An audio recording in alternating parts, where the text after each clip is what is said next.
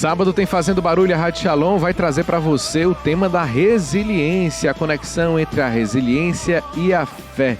Nós vamos receber aqui no estúdio a psicóloga Mariana Morel, que vai nos ajudar a iluminar a nossa consciência a respeito deste tema também e ressignificar os acontecimentos da nossa vida, do nosso dia a dia. Vamos ter também a adoração ao Santíssimo Sacramento aqui no programa e você não pode perder. A partir das 11 da noite deste sábado aqui na Rádio Shalom.